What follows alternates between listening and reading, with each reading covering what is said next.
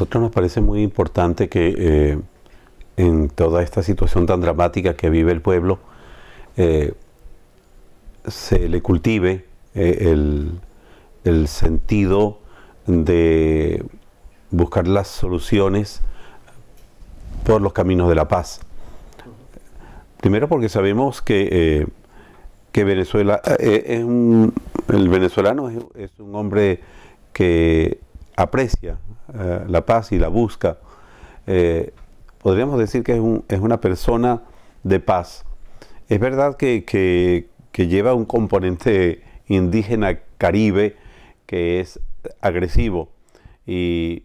no sé hasta dónde pues los genes también del español se hayan mezclado con esos genes caribes para fortalecer ese elemento de agresividad que lleva por dentro. Pero creo que no es la nota predominante, y creemos que predomina más la búsqueda del entendimiento, de la convivencia y de la paz. Por eso creemos que es más conforme a la idiosincrasia y a la identidad del venezolano ir por ese camino que por otro camino. Además, naturalmente, a eso se añade un elemento fundamental que es para nosotros muy importante, que es el elemento cristiano, que nos dice también que las vías de la violencia crean más violencia y engendran violencia, y que las vías de la paz es una semilla que también lleva a cultivar productos de paz y genera también para la posteridad una serie de valores fundados en la paz que son importantísimos para construir un país. Yo creo que desde el principio, pero con una acentuación cada vez mayor, la Conferencia Episcopal se ha propuesto a través de sus distintas declaraciones dejar bien en claro que su postura no es a favor de alguna ideología o de alguna posición política partidística, sino que su posición es es estar al lado del con el pueblo, por sentirse ella misma parte del pueblo y ser de ese pueblo, y tratar de ser su intérprete y de ser su voz en aquellos espacios, sobre todo donde ese mismo pueblo carece de la suficiente vocería para hacer sentir sus justos reclamos y buscar el pleno cumplimiento de sus derechos y la atención de sus necesidades fundamentales. Y creo que en esto ha habido una evolución, porque quizás al principio la misma articulación de nuestro discurso o el mismo vocabulario o la misma forma de acercarnos a los problemas podía entenderse también como que estábamos tomando posición a favor de la oposición y en contra de las posturas oficiales, y se nos podía ver entonces como otro factor más, otro factor político, otro actor político dentro del juego político que se crea en un determinado momento en el país. Pero si eso se dio, y puede ser que se haya dado, ahí también nosotros creo que hemos vivido un proceso interno de conversión y hemos visto la necesidad de tomar las debidas distancias de los factores y de los actores políticos, de buscar la debida vigilancia para que no se nos confundiera con ninguno de ellos, y para que se entendiera que nuestra voz no iba a ser una voz que iba a abonarle votos a un factor y quitarle votos al otro, sino que nuestro interés estaba en que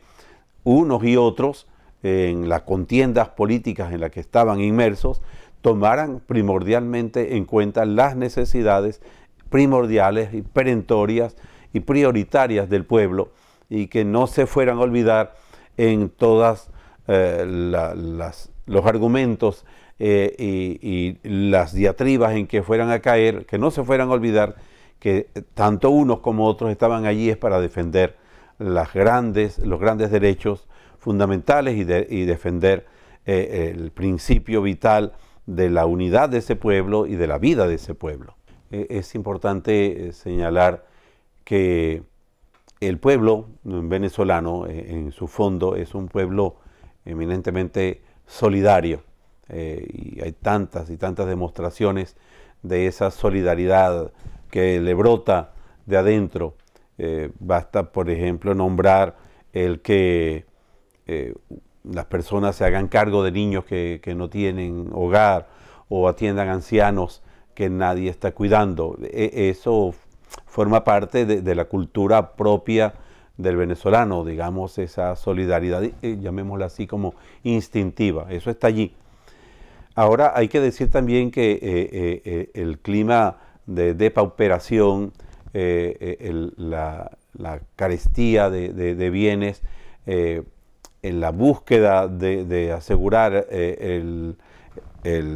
sustento diario de la familia, ha hecho aparecer la tentación del egoísmo y de atender en primer lugar sus propias necesidades. En segundo lugar, con el crecimiento del desabastecimiento, de la desnutrición, de la carestía de la vida, de la inflación de la moneda, ha habido la tentación también de que el pobre buscara cualquier fórmula para abastecerse y para atender sus necesidades primarias, y si esa fórmula debía de pasar por una ignorancia o por un desprecio de su prójimo, de su vecino, pues lo hacía también. En esto hemos visto tristes ejemplos de cómo ante tanto acoso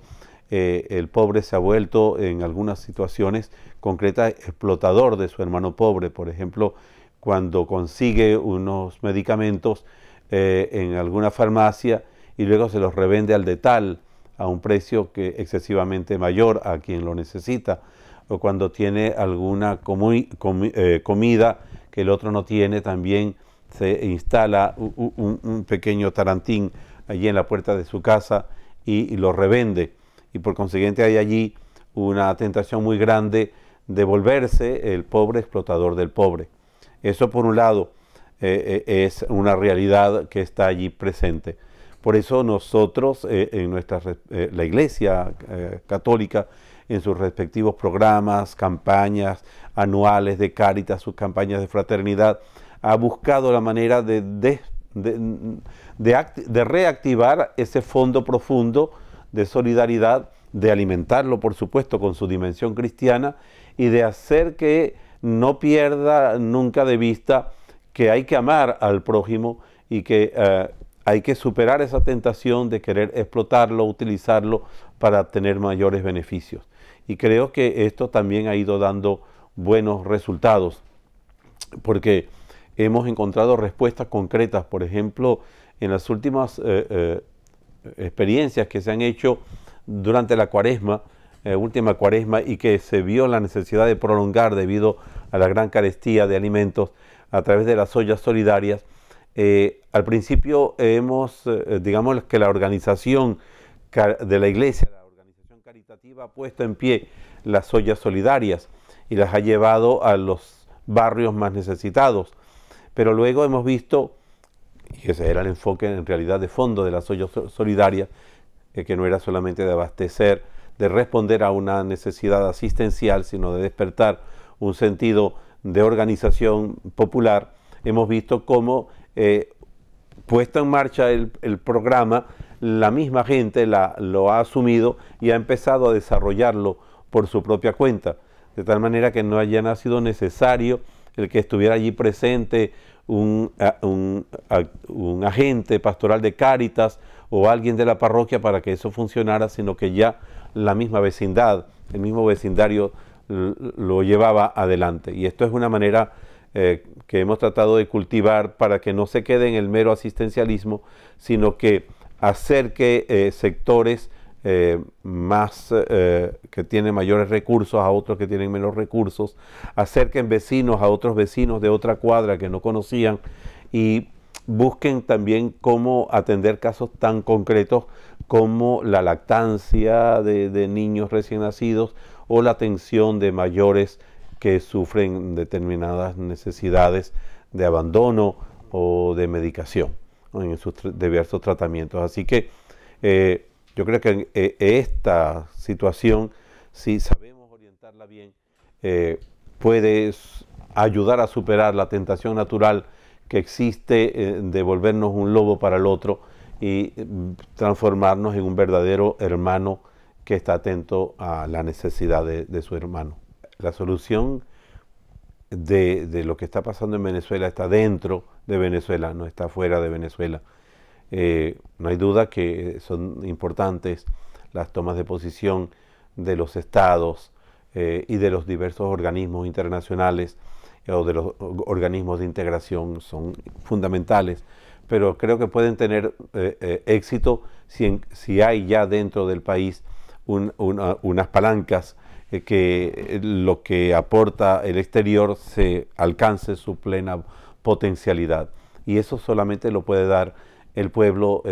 concientizado, el pueblo políticamente organizado y un pueblo también con mayor nivel cultural y con una mejor formación cristiana. Yo creo que en todos estos campos nosotros hemos encontrado un gran déficit. Cada vez que nos hemos acercado a buscar, a entender un poco mejor cómo hemos llegado hasta acá, nos hemos encontrado que hemos descuidado esas realidades. Por ejemplo, nosotros, para tomar como punto de partida la iglesia y hablar de nosotros mismos, como haciendo una autocrítica, nosotros nos hemos contentado muchas veces de la religiosidad popular del pueblo, que es casi total, hablemos que desborda incluso más allá de la mera pertenencia a la Iglesia Católica, que puede ir hasta dentro de los grupos cristianos evangélicos. Esa religiosidad popular tan profunda que lleva al pueblo a una relación con Dios muy particular, muy peculiar de sí, y a una devoción mariana muy profunda y a una búsqueda de la presencia de lo sobrenatural en su vida. Y no hemos cultivado eso, bueno, digamos que hemos cultivado la mera existencia de la religiosidad, pero no hemos visto qué potencialidades evangelizadoras encierra y no hemos trabajado lo suficientemente como para encauzar esas potencialidades hacia la producción de frutos que hagan crecer esos grupos humanos, esas asociaciones, esos movimientos y esas comunidades hacia una adultez en cuanto a su conciencia religiosa, en cuanto a su conciencia de participación en la realidad sociopolítica. Yo creo que uno de los grandes aportes que le ha hecho este régimen, quizás hay otros tantos más, pero yo voy a señalar es despertar, por un lado, en una primera etapa, yo creo que ahora no es tanto, pero en la primera etapa, en la etapa en que estuvo vivo Hugo Chávez, se despertó un sentido por lo político en la comunidad y de la valorización de la participación de la comunidad y del pueblo directamente en lo político. Eso ha decaído también en esta segunda parte y yo hablaré de eso en estos días también aquí en España. Ahora me parece que ahí tenemos una enorme deuda, canalizar evangelizadoramente la religiosidad popular y formar la conciencia política del pueblo para que entienda que solamente él, desde su organización libremente dada y desde las diversas articulaciones que cree dentro y luego a nivel internacional, es que va a poder estar en condiciones de asumir un nuevo destino mucho más democrático, mucho más liberador y mucho más fomentador de relaciones de justicia y de paz.